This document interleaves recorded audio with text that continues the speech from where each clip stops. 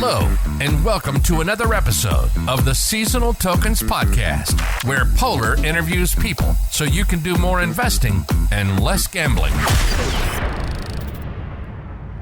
Hello everyone, it is Polar here, the CMO of Seasonal Tokens, and today we have a very special guest.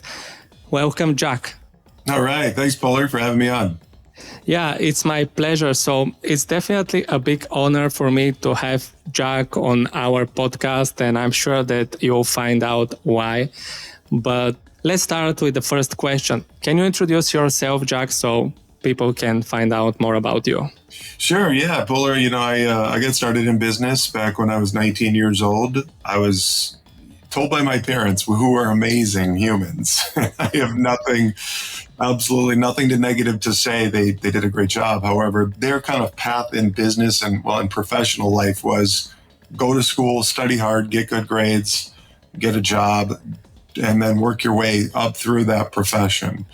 And that's what they did very successfully. My mother was a school teacher for 30 years and voted all kinds of awards. And my father was in insurance, arson investigating. So if somebody sets their house on fire, he had to try to figure out if he did it on purpose or if it was on accident. But I also had, at that time of my life, I had a kind of like a rich dad, poor dad scenario. The famous book from Robert Kiyosaki talks about how he had two dads. My uncle had no children of his own, and he was a very successful entrepreneur. So he had three different businesses. He had 500 acres of farmland. He had an insurance book, and he had a temp table and chair business. So he taught me and showed me by example, how to really accumulate wealth on your own in terms of starting from scratch, building a business up, and then investing responsibly the excess cash flow from that business into other businesses that you want to start, or you invest into other people's businesses or other people's projects. So that's the path that I took, and it's so far so good. I mean, it's not like I haven't had a lot of struggles. I can definitely attest to the fact that entrepreneurship certainly isn't easy, and there's a lot of ups and downs. So from what I hear, you have learned a lot of the lessons that take to people a lot of time to learn thanks to your parents and your uncle, right? Yeah. My mom was always drilling me with, work ethic, hard work. Many hands make light work, as she would always say. Make hay while the sun shines. She grew up on a farm, so she had all these teachings for me, and those gave me the fundamentals, but the bedrock, so to speak, of being able to live a successful life and be successful in whatever I choose to do. And then my uncles, he taught me, how to build businesses and how to grow and sell, right? And so that was incredible to have both of those kind of foundations and perspectives. Amazing.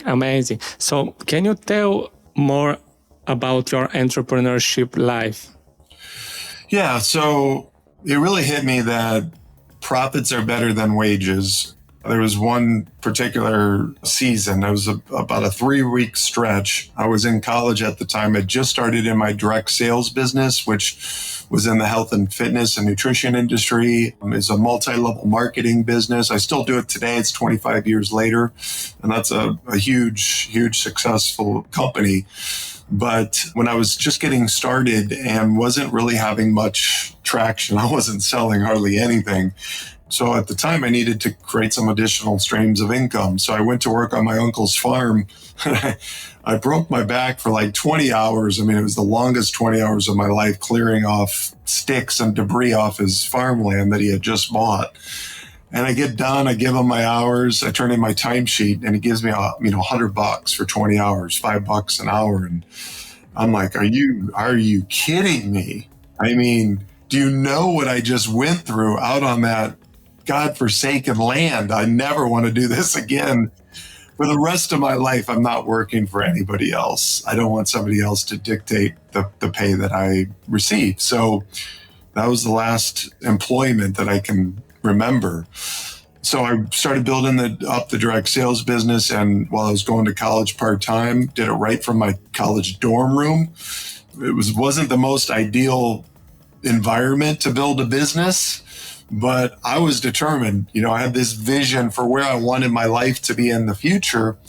And I knew that I wanted a life of freedom, flexibility, to be able to do what I want, when I want, with who I want to do it with, particularly, the family that I didn't have yet. But, I was forward thinking at the time. I knew a family was going to come. So I wanted to be in the best possible position when I did have a family to be able to be there for them. And really the only way you can do that, in my opinion, is you got to have your finances in line. You need to have streams of passive cash flow that are coming in, whether you're actually working or not. And that's what I set about to do, is figure out how do I create these streams of income so I can have time freedom. Great. So while you were talking, something that I have heard many people say came to my mind, and it is that if you work, it is almost impossible to become wealthy. But if you invest, the chance of becoming wealthy are higher. What do you think about that? Yeah, I think that, everyone that really wants to become wealthy, you build a network of people. So I have teams in all of my businesses that I have, to where people would, a lot of times it's funny. They're like, man, I know how busy you are. I hate to bother you. And I'm like, I'm really not that busy. I have 5 businesses, but I'm really not that busy because all of them have the teams in place that are kind of running those businesses. So yeah, it was the time that it took was to get the team going and to get the business off the ground. But now I spend a lot of my time just writing content for my new big company, Indestructible Wealth. And in fact, that's all I've been doing for the last 2 hours all morning. I'm just writing a blog and working on my, social media posts and working on my next podcast. How can I help change the lives of younger entrepreneurs that want to create a life of fulfillment and freedom and excess finances? How do we do that? So that's what my core focus is right now. So that's most of my time is going. The other businesses are, maybe take an hour to a day.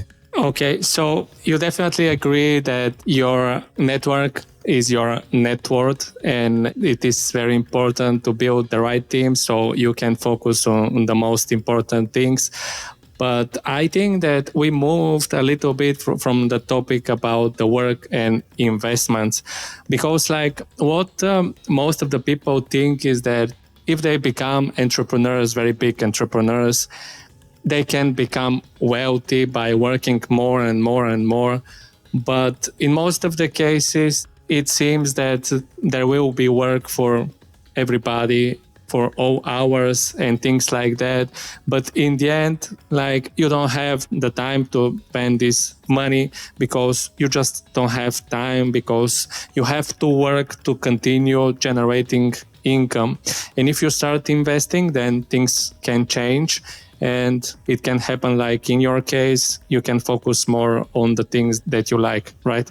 Yeah, the fastest way to wealth is to build a business, and then build a team to help run that business and to grow it. That's how you scale your income quickly. That accelerates your net worth the fastest, because as the company grows in profitability, your net worth increases substantially. In fact, your net worth will outpace the growth of your business, because most companies are valued based on their earnings. So as your earnings go up, your net worth goes up even faster. So in terms of investing, I think the most important thing to do is, if you have the skills and you have the drive and desire and the persistence, go build a business. If you don't want to go build a business, or it's not particularly suited for your personality or drive or whatever, then you need to either have people at work or money at work, or both. So having a job where you're getting a wage,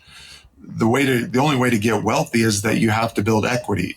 And so you either build equity in your own business, and again, if you don't want to do that, then you got to have equity in other people's businesses and in other asset classes. So that's the only way to escape I have to put in 40 hours a week and get this paycheck. That's the only way to get out of that. People at work or money at work. Absolutely, 100% agree with you. So Like we have started a little bit the topic of investing, and before we started recording, we have talked a little bit about the crypto investing that you are doing and also the Bitcoin mining. So this brings me to the thought that you are very heavily invested in crypto. So what has actually attracted you and have made you to start investing in the Web3 world? It's funny. Actually, I was in one of my little smoothie shops where we make up like protein smoothies. It's one of my businesses in the nutrition field. And this landscaper guy came in. His name's Lance. He came in and we got into a conversation about investing in crypto. I was just starting to look at crypto at the time. And he said that he had bought 10 Bitcoin at $1,000 a piece. Well, at the time we were talking, Bitcoin was around 20,000 a coin. So I'm thinking to myself, wait a second, you got 10 Bitcoin at 1,000 a piece? Like, why didn't I do that? I could have done that. I was just so heavily focused into real estate. That was the only thing I was even considering. And so that conversation, I'm like, he got $10,000, turned it into 200, and well, it's still around 200, right? It was up to 600,000 at one point, or 700,000. And so it got me thinking like, wow, I'm really missing the boat on these high growth assets. There's no real risk for me the way that I've structured my portfolio, with most of my investments into safe, secure, passive income investments, namely real estate and different forms of real estate. So I need to get into this space. I need to learn about it. And so I just went down the path of, I've got to study crypto and understand, the projects that make sense to invest into. And, as you know, Polar, this is a rocky road in crypto. If you want a smooth ride, don't do crypto.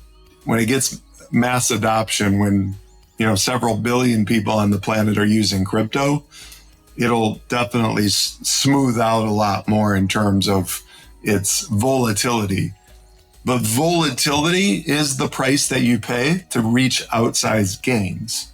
So if you want to get the big 10x growth in your investments, you have to be willing to endure incredible volatility. If you look back at Tesla, in its early stages, Tesla went through massive volatility to get to where it's at today. There were multiple times where Tesla dropped 80% in value. And so you had to be willing to buy that asset and just hold on to it for dear life and ride out that volatility. And that's what we're experiencing, the same thing right now in crypto. It's an early stage asset. We're still in the second inning, third inning, maybe.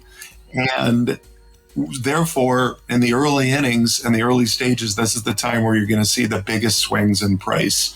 So that's why I recommend, and most people that are in crypto don't like this advice. They think it's too conservative, but I just think you shouldn't have more than 10, maybe 20% of your total portfolio in crypto if you're really going to be doing it responsibly. Now, I know that there's others that think that that you should put a greater amount of your total portfolio into crypto.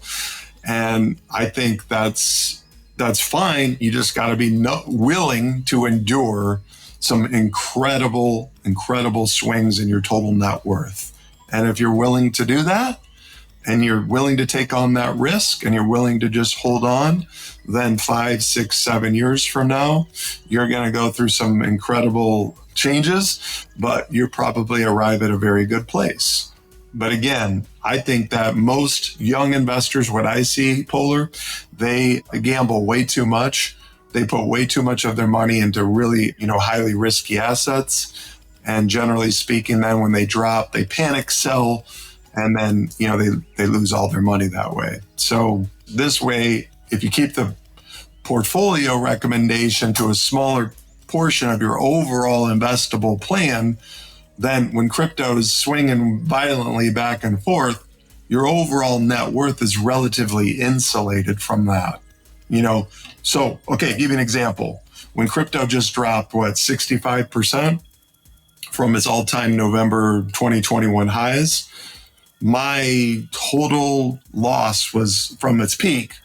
It went down almost $500,000. However, because I have most of my assets into real estate, into other, stocks, into private placements, other investments, my total net worth went down, 5% maybe. So it really wasn't that big of a deal, although it hurt. It wasn't pleasant. I didn't enjoy it. It didn't change my life. And it's setting me up to where now I can even buy even more crypto at better prices. And so when it does come back, which we know it will come back, I don't know when. Nobody knows when, but we know that it's going to come back. And then my portfolio is going to it's going to crank. Yeah, absolutely. By saying all this, you are bringing up a very important topic of mindset. I think that this is very overlooked topic, and a lot of early investors and I think also advanced investors are just like somehow trying to forget that such thing like mindset exists, and they just want to focus on the doing side of the things, when based on like my experience, but this is just my experience, if you are going in something with the wrong mindset, your chances of success are very low. So what do you think about the best mindset when you are investing in crypto? Well, I think, I already hinted at one thing, and it's the commitment to the right proper allocation of your total investable dollars. So asset allocation is the most important decision for your overall success of your investing life. And a lot of people, and I think what you're kind of getting at, is they look at specific investments or kind of the tactics, the overall strategy that you have of, okay, I'm going to put 50%, 60% into real estate, 10%, 20%, 25% into crypto, 25% into stocks. Like the asset allocation is the much more important decision. And most people stress a lot more about the tactical decisions. Which specific stock should I buy? Which crypto should I buy? And how much of each of those crypto, right? So tactical decisions are important. Because we want to be picking the right assets, right, and good quality assets inside the whole portfolio. But it's definitely not by any stretch the most important part. Yeah, it definitely makes sense. And you said something very important about the allocation, which is also something that a lot of advisors, if we can call them like that, are not talking about. And I'm thinking that most of the advisors are like trying to guide people in a very wrong direction with a lot of misleading points, I would say. So based on your experience, have you noticed some like advices or guidance that is guiding people to the wrong direction when we talk about crypto investing? Well, of course, I believe that any of those meme coins are, very much gambles. I don't think that any of those coins that really took off, that really didn't have any real intrinsic value, they really weren't a project that was solving any sort of problem. I think that for most people, they'll probably look back and like, yeah, those were a mistake. It's very, very difficult to time the market in those types of investments, and most people just time it the wrong way, and then they pretty much get slaughtered. So that's a big mistake that I see, is that anybody that's pushing those types of coins, I mean, a lot of those are just, essentially they're pump and dumps. And so what I wanted to do is kind of zoom out and look at this as a 5-year play. And most people look at it as a short-term play. Like I want to score in the next 3 months, 6 months. I want to make 100, 200, 300% returns, because I want to get, as humans, we want to make the most amount of money possible with the least amount of effort. That's how we're wired. That's why people gamble. That's why people play the lottery. They want essentially something for nothing. And so anytime that you're gambling, you'll never stop. Because if you do gamble and you win, then you're going to be like, oh, well, I know what I'm doing. And then you're going to re-gamble. And then that might work. And then the third time, boom, it collapses and you lose most of your money. If you play the game where maybe you gambled a little bit, but you do it in such a way that it's very responsible with the bulk of your investments into things that have a lot more greater chance of safety and of growth, then I think you're putting yourself in a much better position. I know this, okay? Most of the crypto advisors that I see, they've even publicly said that if they don't say on their video that something's either going to crash or it's going to go to the moon, that the video doesn't get any engagement. It doesn't get any views. So they're just creating the material that's going to create the biggest amount of views, engagement, viral spreading and sharing. And they're not really serving the audience. And to serve the audience, it's a little bit less exciting than that. It's a little more boring than that in nature. Because truly to build wealth, sustainable, indestructible wealth, Polar, it's slow and it's boring. And nobody wants to freaking hear that. Who wants to listen? Nobody wants to hear that. Humans don't want to hear that. Especially younger investors, they 100% don't want to hear that. When I was 22 and I had saved up $50,000 in college, if you would have told me go buy a real estate property and just get 8, 9, 10% returns, I would have said that's boring. I don't want to do that. Are you kidding me? I want to be a multi-millionaire by the time I'm 30. So I went out and bought tech stocks because those were cranking at the time. Well, that was the 2000 dot-com bubble crash. So 50% of my money evaporates within 3 months of investing. Why? Well, I bought risky assets that I didn't understand. And then when they dropped, I panicked, sold them out. I didn't have the ability or the knowledge or the experience to be able to kind of ride out those drops. So that's what I see happening today. It's just happening all over again in crypto. Tech stocks dropped, yes, but the younger kids, they're going for huge amounts of crypto. They want big, quick gains. And they're not really looking at, now this is a long game. I've got to settle in for the long haul. This is the way I'm really going to grow some serious wealth that's going to last. Yeah, absolutely. Everyone wants everything right now.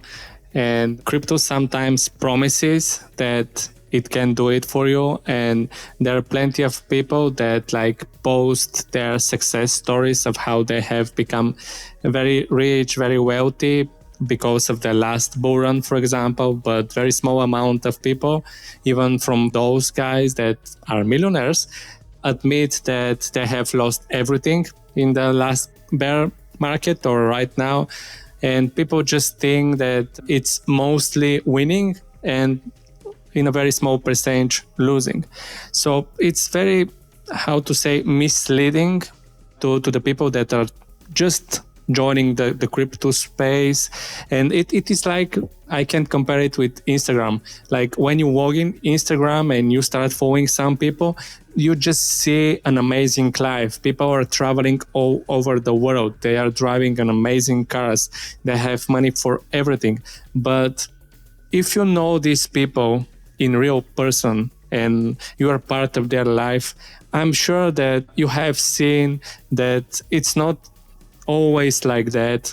They have very bad moments, and probably most of their life has been with such bad moments, and probably they're even experiencing bad moments right now. But like you just said, nobody wants to talk about that and nobody wants to listen about that. So if you want to grow your audience, just talk them good things, talk them bullish things, talk them how they will become millionaires very, very fast. Otherwise, you're going to lose your audience that fast also. So I definitely agree with you about that. And I have noticed that around that, you have built an amazing website that talks in one way or another about that.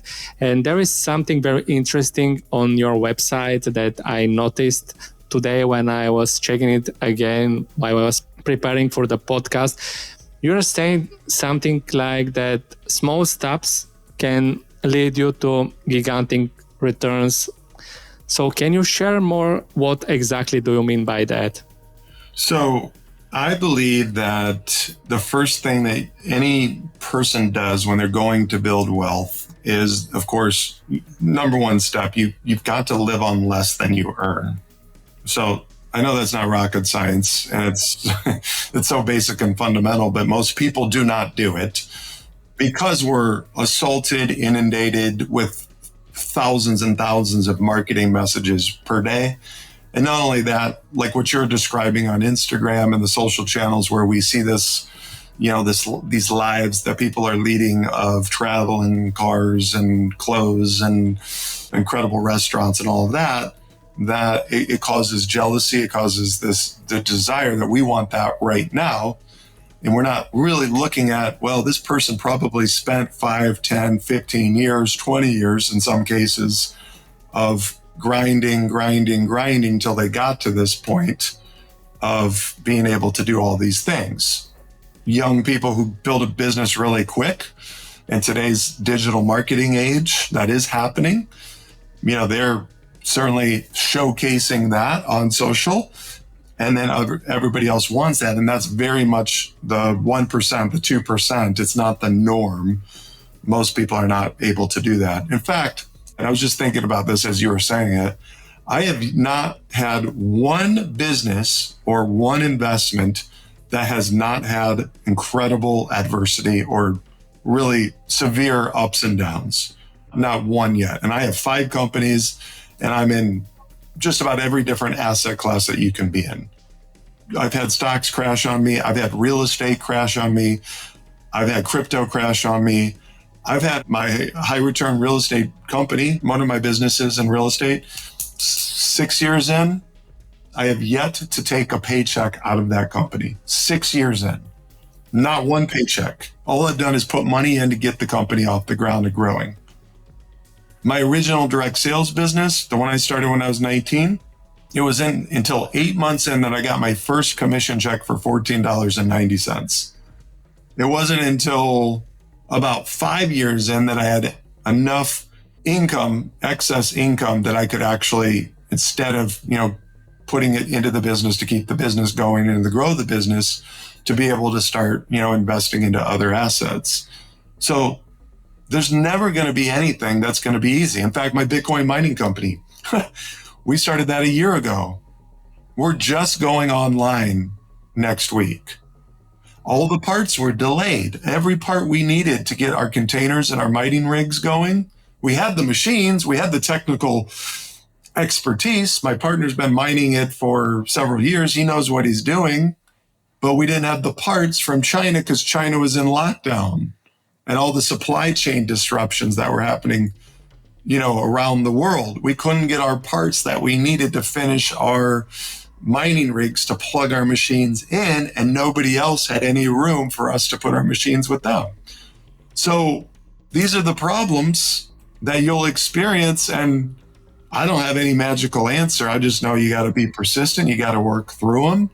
And there's a lot of patience required, and you're going to have to take some major hits along the way. Yeah, 100% agree with you. Like, in most of the cases, people focus on the good things, but they forget about the grinding part.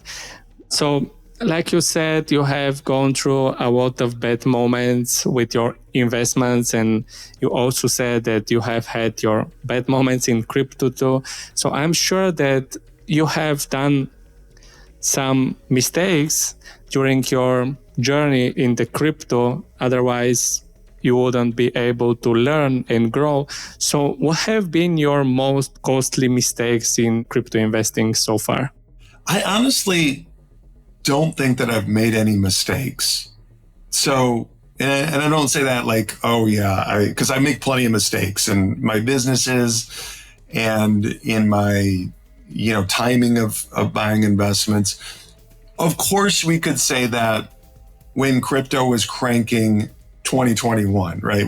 It was going up pretty fast, right? We could say that I made a mistake by when I continually was buying and adding more coins, right?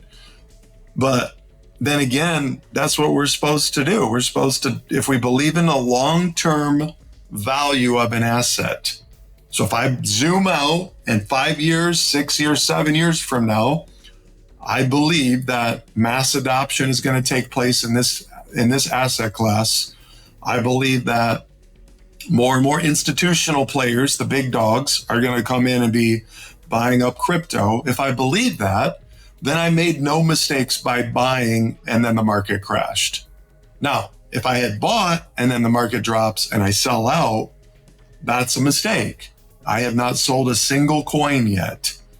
Even some of them, that were pretty risky, some of the smaller altcoins, I put a little bit of money into those relatively compared to like what I put into Bitcoin and Ethereum.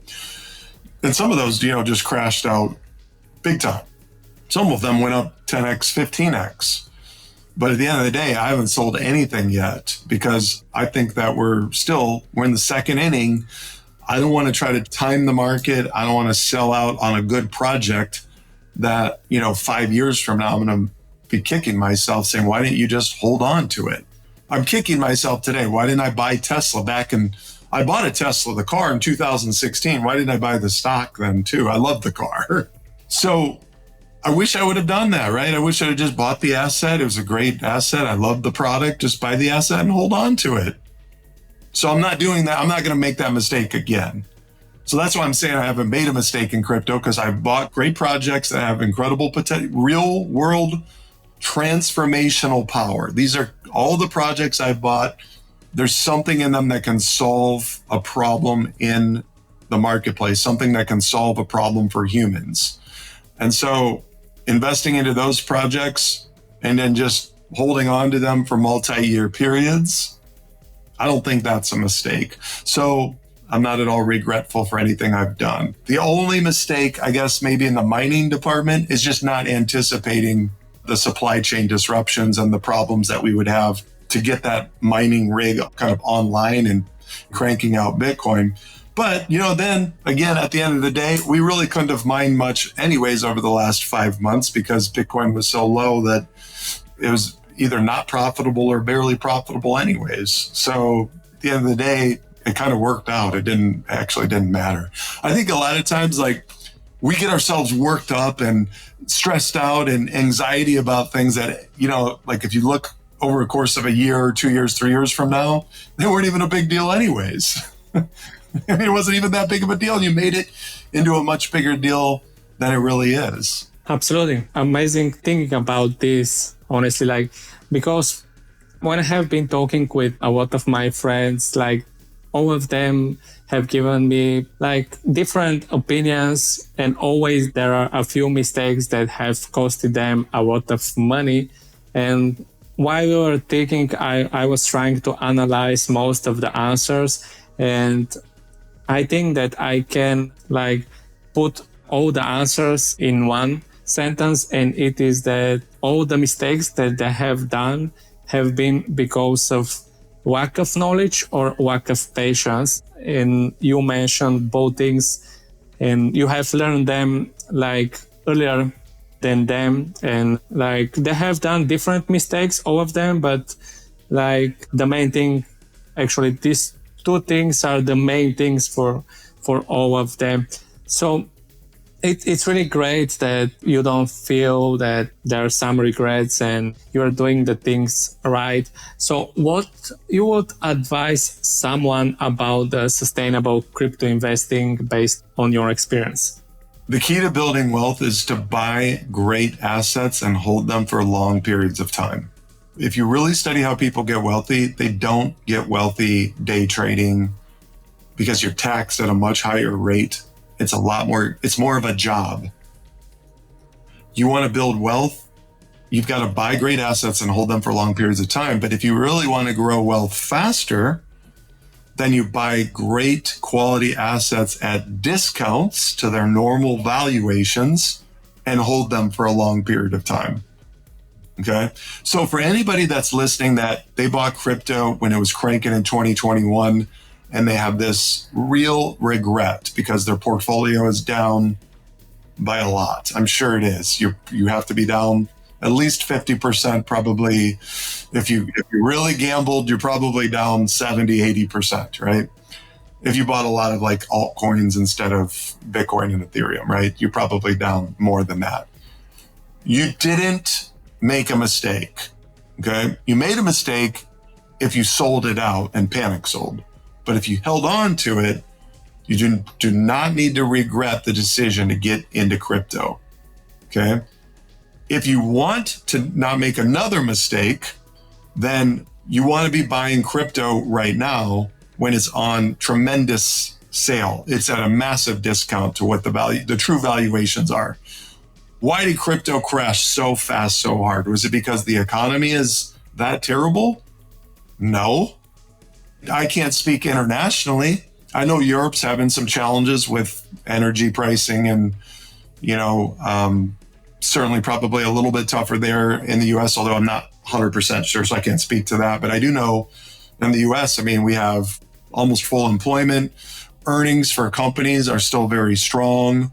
We have this, uncertainty of very high inflation. I get it. All the governments around the world just went on a massive printing spree during COVID. So we're also experiencing that along with supply chain disruptions, which is causing prices to really spike temporarily. But at the end of the day, our economy is still very strong. So why did crypto crash? Well, it really ultimately crashed because of over leverage. So many of these crypto companies invested and bought more crypto with borrowed money. Investors were doing it. They were borrowing money to buy crypto. And when the price started to drop, which it naturally does with crypto, it's going to drop. And the inflation concerns and what the Fed was doing with raising interest rates, that definitely freaked the market out. It probably should have been like a 10, 20% drawdown. Well, instead, the drawdown just got more and more severe. These companies were forced to liquidate.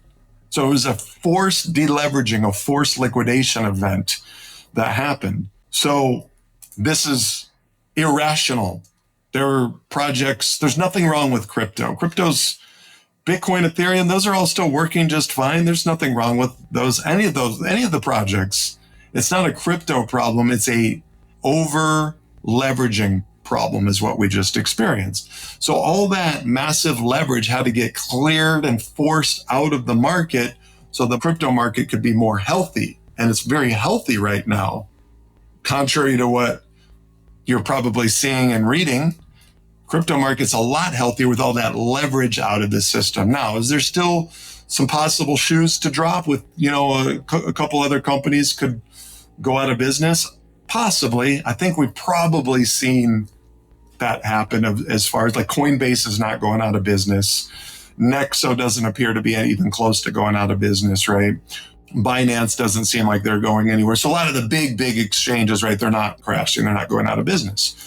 So I think with the two major catalysts that are coming up, which we can get into, crypto right now, if you're not buying it right now while it's down and you were buying it up when it was high, I think you're making a massive mistake.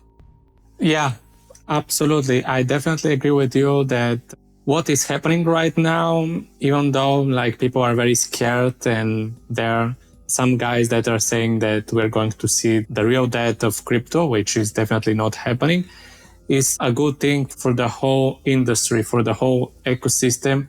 Because like you said, all these investors, they have been leveraging a lot because they have been very greedy. They have wanted to become multi-millionaires and billionaires in a very short amount of time. And they thought that they're very familiar with how leverage works in crypto. But I believe that no one knows actually how the leverage in crypto works because it's still building. Like it's not an asset that has been around for like hundreds of years. And you have a lot of cases to analyze. So you can say like this time this is going to happen, or this time this is going to happen. And in all cases, I would say that even if this was the case, if crypto has been with us for hundreds of years, it's not always the case when the history repeats. So there is a risk again. There isn't an asset that is without any risk. And I'm sure that you can say more about this, right? Yeah, there isn't an asset that doesn't have any risk, right? But there's assets that have little to zero risk, right? I mean, you can get a whole life insurance policy. Those companies been around for 100, 150 plus years and never had any issues, even through world wars, depressions. They still continue to create profitability and pay out, but they're only paying out 3 to 4%. So you can buy bonds. They're going to pay out 2, 3%. And there's still risk with what happens with interest rates, definitely affects the prices of bonds. I mean, we know stocks, of course, are a great way to store and grow wealth, but they've dropped as 50, 60%. There's a lot of stocks that dropped 70, 80% in this last crash, right? So the best way to de-risk yourself, so to speak, is to get the bulk of your money into safe cash flow producing assets. And then you take the income from those assets, and that's what you use to speculate. It's in gambling. If you've ever heard the term, you're playing with house money. That simply means if I sit down with $1,000 and I go up to $2,000, then I take the original $1,000 off the table. Now I have no risk of loss. Okay. So now I'm just playing with the house's money. And if whatever happens from there, I can't lose. If I lose all that, I'm out. Right. So that's essentially the kind of the strategy that I play, is that I want my safe, secure assets that keep kicking off streams of income every single month. I'm going to take that safe income from the safe assets, and I'm going to plow that into crypto. I'm going to plow that into tech stocks. I'm going to plow that into private placements, stocks that are still private, but eventually could go public. And that's the way I'm going to 10x my money. And if they don't work out, they have a possibility that they won't, then my income just keeps replenishing itself the next month. Maybe it'll take 6 months to replenish, but the money will just replenish. I'm not starting over. I'm not deflated. It's not a big deal. My lifestyle isn't affected at all. You never want to risk current lifestyle for a better one. It's never going to work out for you. So that's how I say you take smaller risks to create, outsized gains. Yeah, you're absolutely right. And I definitely agree with you that you shouldn't risk more than you can lose, and you shouldn't risk your wife for imaginary millions or something like that. And you have mentioned something that we are trying to talk every time on our episode, and it is the gambling. So what do you think a person should do in order to do more investing rather than gambling in crypto? Well, I think, if you have at least 50% of your portfolio in Bitcoin and Ethereum, you're doing a lot less gambling. And you could definitely be arguing for even a bigger asset allocation. One of the guys I really respect, the crypto guy, he's Coin Bureau. I feel like he's not like everything's going to the moon and everything's going to crash. He's one of those guys that's level-headed, so to speak. And he gives his portfolio every week on his newsletter. And I think 80% of his portfolio is, between Ethereum and Bitcoin, or somewhere around there, 80%. That's really not gambling. Those two projects, where are they going? Bitcoin's going to be here 100 years from now. It's the greatest form of money in human history. It's the only money that's satisfied all 4 criteria of sound money that can last for decades and centuries and beyond. There's no other money in the history of humanity that has done all the 4 things that Bitcoin has done. Ethereum, where's that going? How many decentralized apps are built on top of the Ethereum ecosystem? Ethereum's smart contract system, where Now we don't need the middleman anymore. You and I can do business together based on a contract that automatically happens and gets implemented based on pre-existing, predetermined rules that were set forth, right? So those two projects, where are they going? They're going to be here a decade, 2 decades, 3 decades from now. Ethereum now, that could get disrupted a bit by other coins, other projects that maybe do it faster and cheaper. I don't see that happening anytime soon, just because it's kind of like the Apple of the App Store. All the apps are built on top of the Apple ecosystem. So where's Apple going? I mean, Apple goes, all those other ones got to find a new home. They're too solidified in the crypto ecosystem for those two coins for anything to ever happen. So they're not going to go up as much as some of the altcoins. When Bitcoin goes up, altcoins generally go up much, much quicker. When Bitcoin drops, altcoins drop much faster and much more furious. So you want to have exposure, in my opinion, to the other altcoins. I just think if you really want to avoid gambling, more of your investable dollars should be into those two coins.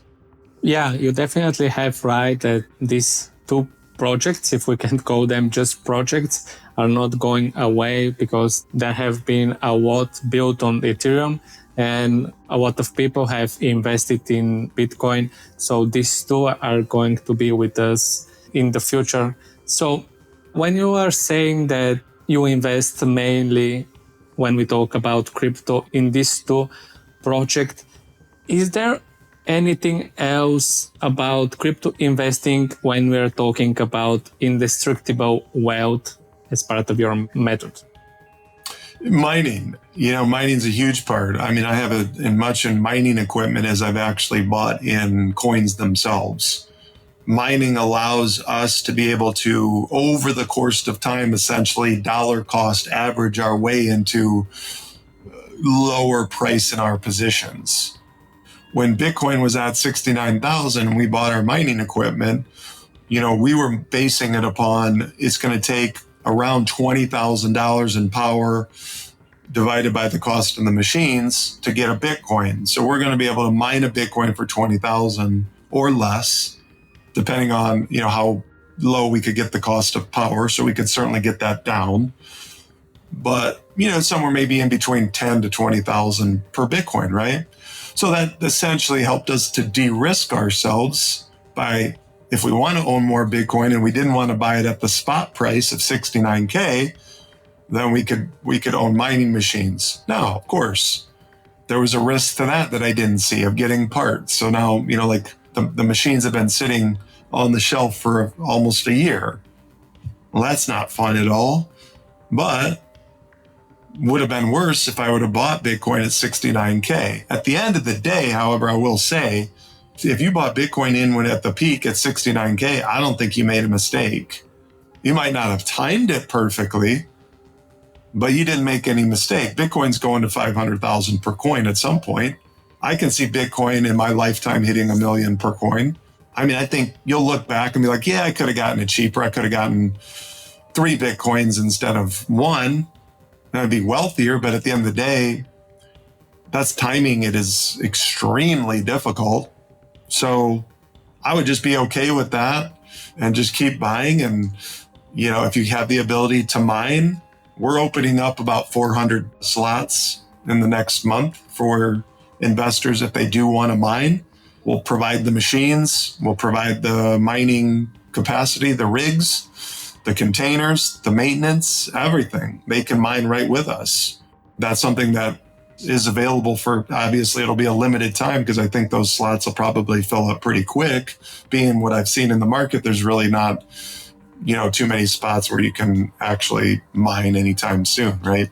So yeah, those are my thoughts. I mean, again, it really comes down to, I just don't believe that like all your eggs should be in the crypto basket. That's my opinion. I think other assets are very important.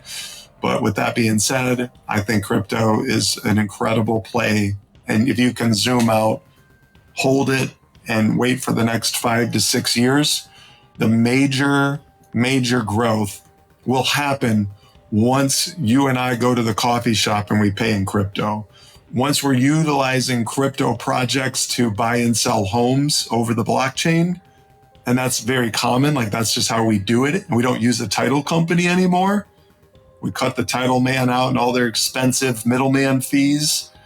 When we start seeing crypto doing that in our everyday lives, then we're in about the, 6th, 7th, 8th inning. And that's when we're really it'll explode. It'll be mind-boggling what'll happen. Yeah, I'm sure that you agree with me that it's coming. We just know when. So I have one more question for you, because I suppose that most of our listeners will be just starting in the crypto world. And we have been talking a lot about investing, mining, and things like that. So what do you think is the best approach for someone that is just starting and wants to feel the crypto investing? Should he or she start with mining first or directly with investing? Well, the timing of your podcast is such that Bitcoin's currently sitting around 23,000 and Ethereum's around 1,700. Okay, so just to put this in perspective to anybody listening 6 months, a year from now, right, the timing could change. I think you'd be totally fine to just, buy the coins. They're at great pricing right now. We have two major catalysts coming up that are going to be very bullish over the next 6 to 12 months. Number one, BlackRock, which is the world's largest asset manager, has $10 trillion in assets under management. That is more than most countries produce in gross domestic product for their economy for an entire year. Okay. And that this titan, this massive entity that could swallow up the entire crypto market 10 times over right now, is said publicly, hey guys, don't forget about us. We're coming to the party. Okay. And when they come to the party, they're bringing not one keg of beer, they're bringing 20 kegs of beer with them. Okay. It's going to be a massive party that they're bringing with them. So when they come in and say our institutional clients, they want exposure to Bitcoin and they want to do it through our platform, that's a huge thing. This was just announced a week ago. I mean, couldn't state how bullish this is for the crypto space. When that kind of money starts coming in, we're going to see a massive melt up in the crypto market. Because as Bitcoin goes, and BlackRock has said their primary focus out of the gate is pretty much strictly Bitcoin. As Bitcoin goes up, the rest of the market goes up with it. So when Bitcoin cranks, the rest of the altcoins will crank even faster. So that's happening. And then the second thing is the merge is scheduled to happen mid-September. This is where Ethereum, I'm sure your listeners, and you've talked about it, Ethereum is going to go to 2.0. It's going from proof of work. So miners like me who mine Ethereum, we're getting kicked out. And that's fine, because I know that this is going to skyrocket my Ethereum coin values. So I'm okay with not being able to mine, because the merge is going to decrease the new supply that's going to happen. It's going to become a deflationary asset. Can you imagine what would happen to the value of the US dollar if the government just started burning and destroying the dollar? The value of the dollar and the buying power of the dollar would skyrocket. Well, they're never going to do that in a million years, but that would be essentially the same thing that's about to happen with Ethereum. It's going to be a deflationary asset. Its value is going to be based on accelerated scarcity. Now, on top of that, moving to the 2.0 is going to make it an ESG, environmental, social governance asset, that the institutional players like BlackRock would have probably avoided before, maybe, or not been as excited about. But now that it's 99% reduction in its carbon emissions, oh my gosh, like the big institutional buyers are going to be coming into Ethereum and buying Ethereum up in droves. I remember back in when I was 10 years old, my parents took me across the U.S. on a road trip, and I got to stop at the Cooperstown Baseball Hall of Fame Museum for Major League Baseball. The only thing I remember, right, I'm 44 now, this is a long time ago, I clearly remember vividly staring at the 1909 Honus Wagner T209 baseball card. It's the rarest baseball card ever made, and that's why it's valuable. It just sold for $7.25 million, one baseball card. There's less than 50 in circulation, and there's under 10 that are in really good condition. $7.25 million for one card. Why? Who's Honus Wagner? Nobody. It's not a Babe Ruth or a Mickey Mantle or some of these famous players that probably, are known throughout the world. It's Honus Wagner. Why is this card worth $7.25 million? One word: scarcity. So Ethereum is about to become a scarce asset. It's going to go through the roof. So I think normally without these two announcements, I think we were in for a much longer crypto winter. I don't think it would have been anything close to 2018, 19, 20, but it would have been a solid year. Not anymore. This winter will not last that long, I don't think. Yeah. So this somehow removes my next question, which was going to be like, is the crypto future bright? But I think that you have answered it. I don't think it could be any brighter from where we're at right now. At the current price levels, I don't think it could be any brighter. I do want to say, could it drop 50% from here? Absolutely. There's still a lot of uncertainty. We have runaway inflation. We still have supply chain disruptions. We have still unknowns with the coronavirus. We have a war in Europe. We have a lot of uncertainty. We have a lot of unknowns. We don't know exactly what the Federal Reserve is going to do with their interest rates. So we have 5 major uncertainties. So we could still drop 50% from where we're at. However, if it does, it'll be there for a very, very short period of time. There's so much cash on the sidelines with these big institutional players. They will come in and scoop those assets up instantaneously within minutes, and it'll force it right back up. So I'm not nervous right now about re-entering and rebuying and doubling down and getting aggressive with my buying and actually increasing my total allocation over the 10% that I would normally stick to really, really, be solid on that. That's generally not going to change. But right now, the conditions are so that I think the risk versus reward is so incredibly strong. I would be no fear in entering and adding more to my positions. Wow. Amazing. I think that what you just said is great for a finish of our interview. I think that I can ask you thousands upon thousands of questions and you can share a lot more value. But I think that for this episode is enough. And I hope that I would have the pleasure to have you again on our podcast in the future. Of course. Yes. I love doing these. This is my favorite thing in the world to do beyond golfing and playing high stakes poker. I like doing podcast interviews. They're so much fun. So thank you for having me. It was a pleasure. Perfect. So can you tell our listeners where they can find more about you and reach you? Yeah, so everything is pretty much housed on my website, myindestructiblewealth.com. There's links to my podcast. I actually just published a episode on the 2 major catalysts in the crypto market, the merge and the BlackRock situation.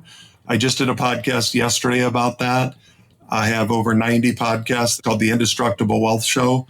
And then I also, on my website, listeners can purchase my new book. It's called Building Indestructible Wealth. It's essentially everything I just talked about on this show, 180 pages of 25 years of wisdom and experience of building some pretty serious wealth that can last.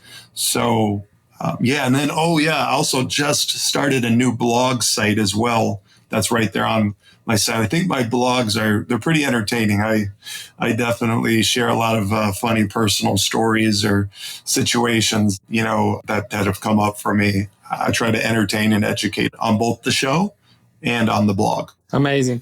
So if you want to learn more about wealth, investing, I definitely believe that Jack is your guy, and you should definitely check out the indestructible wealth method. I'm sure that there is a lot of value and wisdom in that. So thank you very much again, Jack, for being on the show. It was not only pleasure, but also honor for me to have you here. Yeah, I appreciate being on your show and being able to speak to an international audience. It was a lot of fun, Polar. Thank you so much.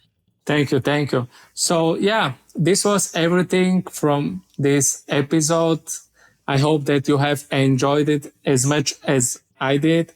For me, it was definitely a big pleasure.